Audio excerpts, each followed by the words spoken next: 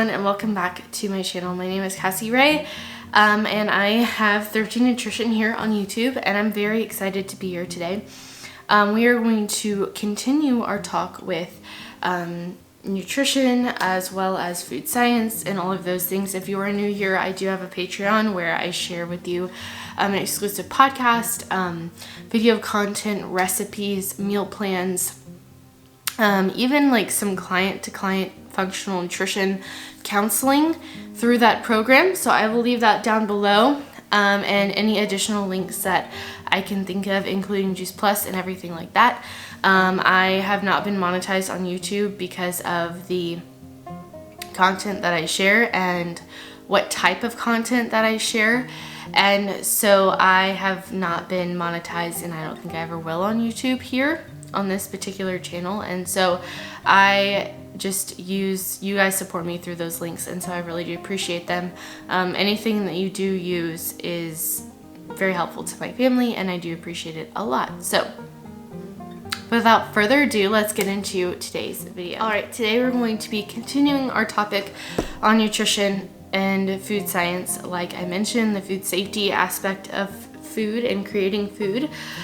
We talked about last time the unsafe foods, what causes food to become unsafe, and all of those things. So if you haven't listened to that particular section of this series, please go listen to that.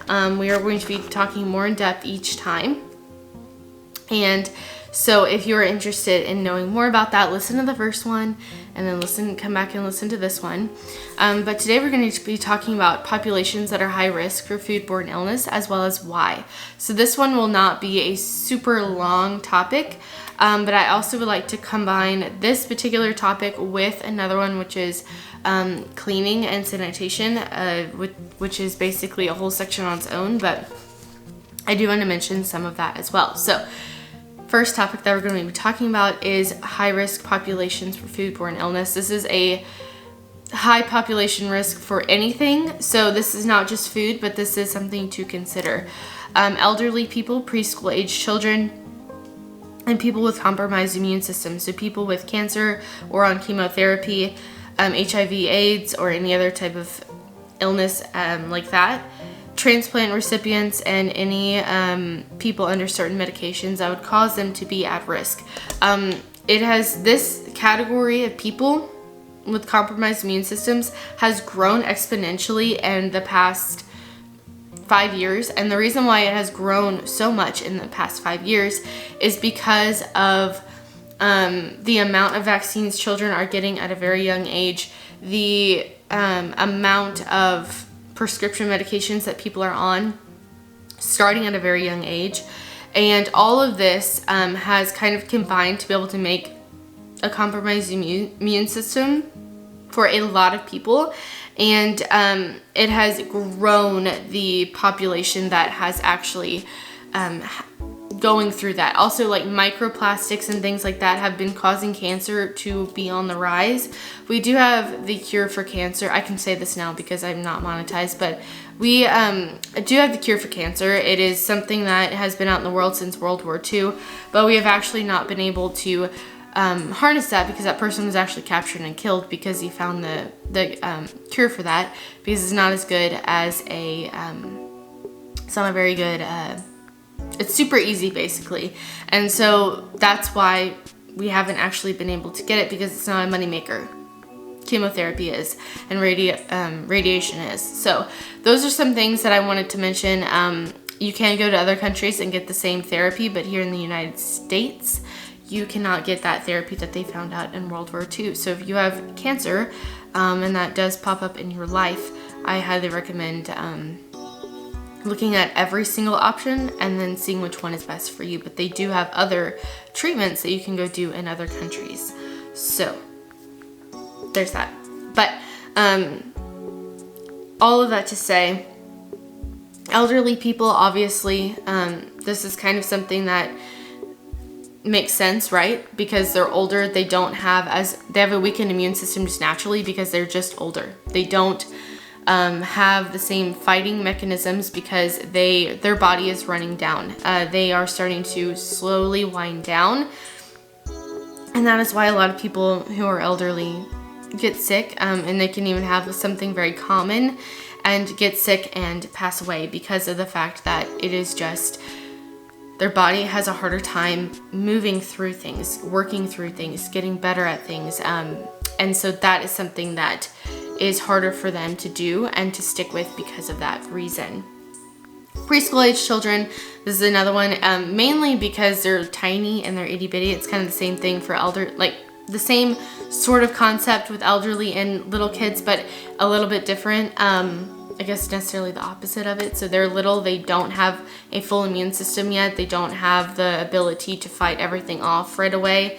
And so those are some of the things that I would mention. Also, I know that some of the mask mandates are coming back in certain states. So if you're watching this from another state and a mask mandate is something that is coming out, preschool children will have a more weakened immune system whenever they do wear a mask. They are not meant to. Elderly and young children are not meant to wear a mask because they are compromised and they have harder times breathing. Children, because they're small and they're itty bitty and they're just learning and they're still developing, and older people because their body is worn out and tired and it's hard for them to be able to breathe.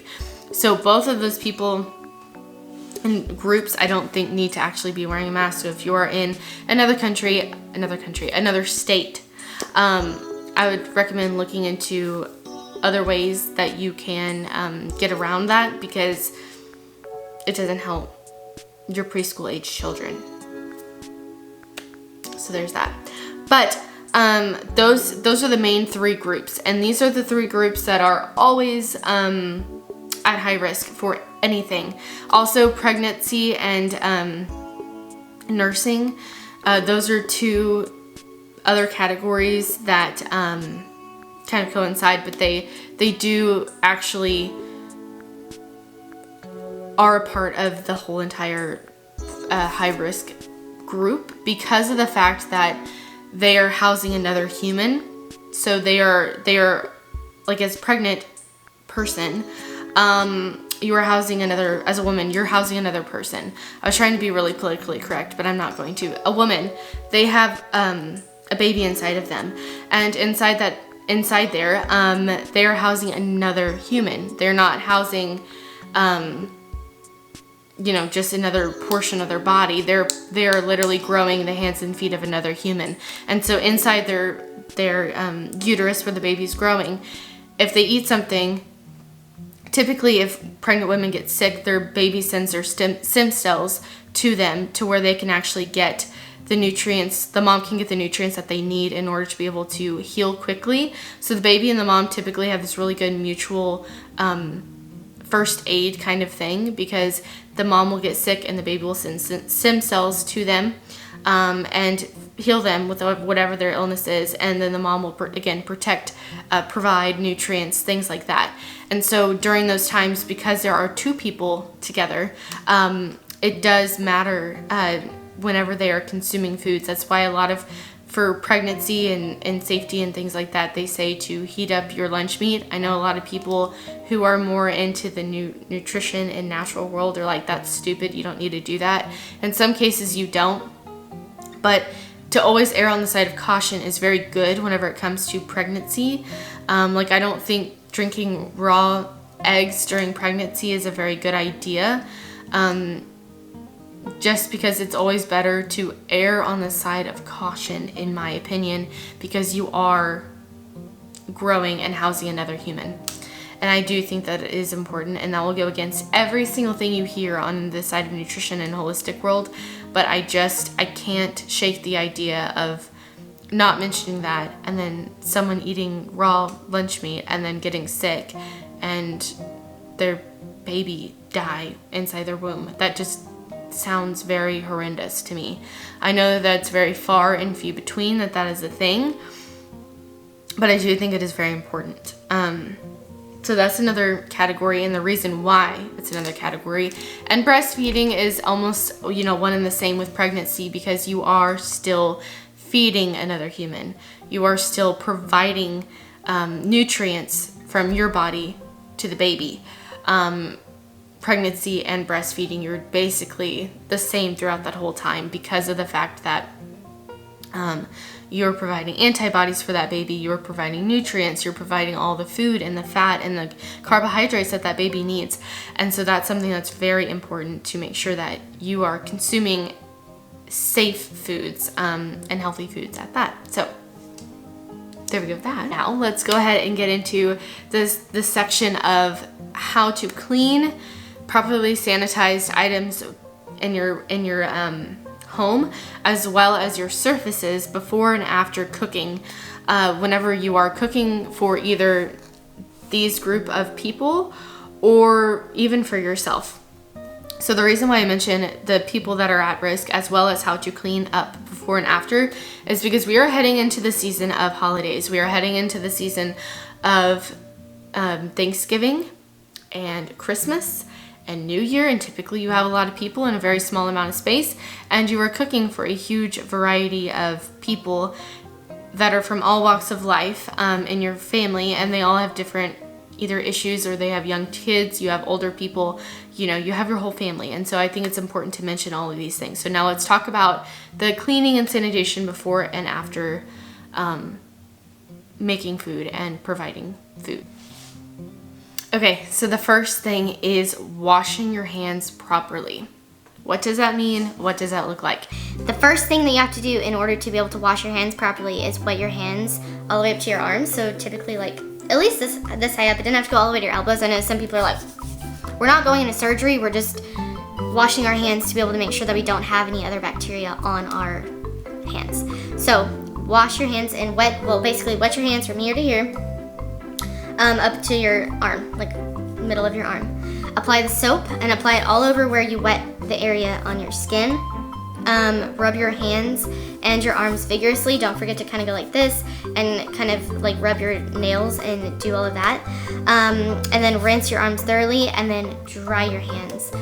It is very important as well to not leave any soap on your hands.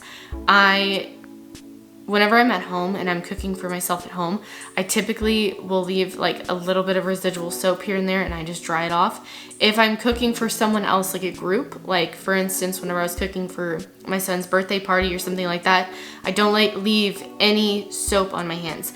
If I am working in the food industry and I am going to do something related to food where it's going to be feeding a mass group of people, I will make sure that there is no soap on my hands. The reason why is because the soap can go on your food, and the food can also still harm people. It doesn't just cook out, and it does end up hurting people.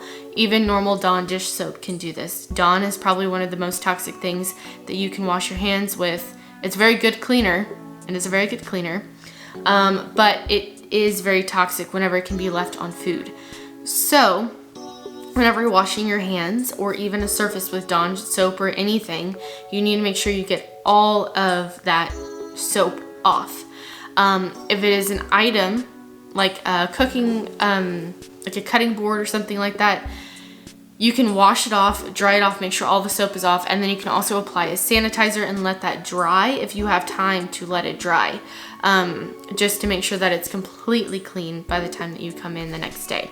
That's what I used to do on the cutting boards. Just so you guys know, if you are new here, I worked and still do work in the food industry for about 7 years now. I used to work primarily in harvesting plants for animals, as well as fabrication floors. And then I started working in retorts and learning how to cook things through there. I also did work in the retail side through a grocery store company where I worked in a meat market and I cut meat. And then now I am more related to like labels and what things look like and things like that. So it's a little bit of a different aspect, but I still am working within the food industry. And basically all of that to say, all of those times when I was actually on the floor, boots on the ground, in the plants and in the places, I was actually washing my hands like this and cleaning things like this. So whenever I'm sharing this with you, it's because I have done it. I know it's easy to do, and it will eventually start becoming a habit and something that is easy for you to cognitively think of whenever you are cooking for a larger group of people. I feel like this goes without saying, but I am going to mention it. Any sort of hand antiseptics like Purell, Germ-X, things like that, it only reduces the amount of bacteria on your hand. It does not take it away completely like washing your hands does. So there's that. I feel like I should mention that. But along with hand care, hair, nails, and hand care, fingernail length, they have to be short. My nails are always short. I like the look of fake nails, but realistically, I just can't get into it. I can't do it. The fingernail length needs to be short. They need to be cut short because underneath the nails, it can actually harbor bacteria and get onto the food. And then that can also make you be sick. So if you do use or have longer nails or use false nails, and you're cooking for a bunch of people, make sure you scrub really good underneath your nails before and after cooking, because of the fact that that will get on your food and that can harm the people that you're cooking the food for. So false nails are a no-go whenever going and cooking for people a large amount. Fingernail length needs to be short. Nail polish cannot be worn because it can shard off and get into the food. Again, this is more for like a mass group of people, or if you're working in the food industry. But if you're not working in the food industry and you're cooking for a large group of people regularly, or you're a catering company or something like that, nail polish is not good to have. Nail polish is not okay to have around food because it can just shard off. You know how it tends to break off and you have to repaint them? The breaking off, the little shards that come off of that gets into the food, and then that will get into whoever is eating it, and that's just not something that's good. And then covering up infected wounds or cuts. If you have a cut on your hand or anywhere from like basically to here, you can wear a glove over that hand after you wrap it up. So you have to wrap up that bandage with a bandage and then put a glove over it, and it has to at least cover up to here for it to be safe of use, and that means that you are protecting and you are fully protected. If it is anything from here, like what a glove can't carry from here to here, you would have to end up like putting a very large bandage on it and wrap it around, just to make sure that no blood or anything gets onto the food. And also related to that, if it's just like a finger, they do have like little finger sleeves that you can put on, and it covers your whole finger and just that one finger, not your whole hand, if that is something. It's kind of like a latex glove just for your finger. So those are some things that they do have available that you can use. If you are in a big facility, or if you are like working and you're cutting up a lot of meat at any point in time, you do need to use bandages that are metal detectable, just so that way in case one of the bandages gets into the food, a metal detector will catch it on the way out. That is something that every food facility typically has. They're blue, and they are seriously one of the best ones because they stick on much better than a normal Band-Aid does.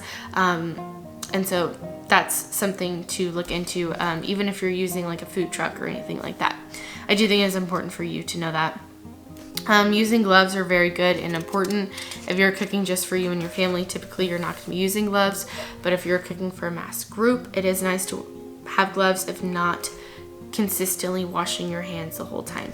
Hair restraints, I have noticed in McAllister's and a bunch of other places, they actually don't have hair restraints. They don't wear any, and even sometimes on Whataburger, they don't wear the hairnet. You have to wear a hairnet whenever you're working in a place like that. If you're not, then you're not Serve Safe certified and you are not doing your part, and you can be shut down for that. So making sure they have hair restraints are very important. Clean clothing, wearing an apron whenever needed, and jewelry. All the jewelry is off. If you're cooking for your family, this is one that's important. Jewelry, just set it to the side. You can put it back on once you're done cooking, or putting your hands in the food and like mixing it up. You can wear a single band like this, which is why I have this band, because it is the one that I have worn since being in the food industry after getting married, because it is the one that is the most safe for that kind of environment. No earrings, no necklaces, things like that. Earrings, especially if they're, they don't have a very good back, they can tend to fall in or anything like that. So just keeping those things and having your work attire set up And then again, this is more related to if you're working in the industry, no eating or drinking, smoking or chewing gum or tobacco while you're preparing the food. Again, if you're home, you obviously are going to be drinking a drink or eating a snack while you're cooking, and all of that is fine for you and your family. But again, mass groups are very important to make sure that doesn't happen. There are a bunch of different sanitizers that you can use, but just as a general rule of thumb, before we go into our next video that will be posted next week, cleaning. Whenever you are cleaning something, it is good to do a soap. Depending on your countertops, right? Depending on your countertops. But you're going to want to soak with soap and water and wash it with soap and water. Then you're going to want to dry that and then apply a sanitizer. Whenever washing a dish, you wash the dish off all the material and, like, for instance, anything that's left on it, any of the food grime that's left on it, you will rinse all of that off. I like to use a separate brush for this and just get that completely off. I actually use a sponge to get all of that off. I don't use a sponge to clean anymore. I just use it to wipe it off. I used to use like a brush and get all of the food off. And then I will get all the food off of everything, and then I will go ahead and start washing it with soap and water, and I will do that with all of it. I do use a rag for this because I do think that it's a little bit more sanitary because I get to wash those, and so it's a clean one every time. So I wash those and then I rinse it completely, and then I set it on the drying rack. Air drying your dishes they're just a lot more health conscious, like safe. It's a lot more safe to let your products air dry and your dishes air dry than it is to wash with another rag. But again, you can pick whichever one you want, but I think air drying is better, and in all of my learning and my studies, air drying has been the best process and the safest one for everyone in every walk of life. So again, air drying it, letting it dry. Your sink, it's good to scrub that down, wash it completely, and then apply a sanitizer into the drain as well as around the whole sink, and just letting that dry. Do not rinse your sanitizers off unless it is not a food grade safe sanitizer to use. Then you need to wash it off. But if it is a food safe sanitizer, then it is fine to leave on and let it dry. Typically, once it dries, it has to be dried completely though for it to be safe to have food in there again or any other products. So there's all of that. Those are my tips for this particular segment, and just, getting ready and gearing up for Thanksgiving and Christmas. I wanted to get this out before that was even a thing. So with all of that being said, thank you guys so much for joining me on this particular video. In the next video, we're going to be talking about the particular cleaners that you can use and how it is helpful for you and your family. I also might throw in an extra Halloween candy safety video maybe in between that as well. But other than that, I hope you guys have a great day, and I will talk to you guys later. Bye.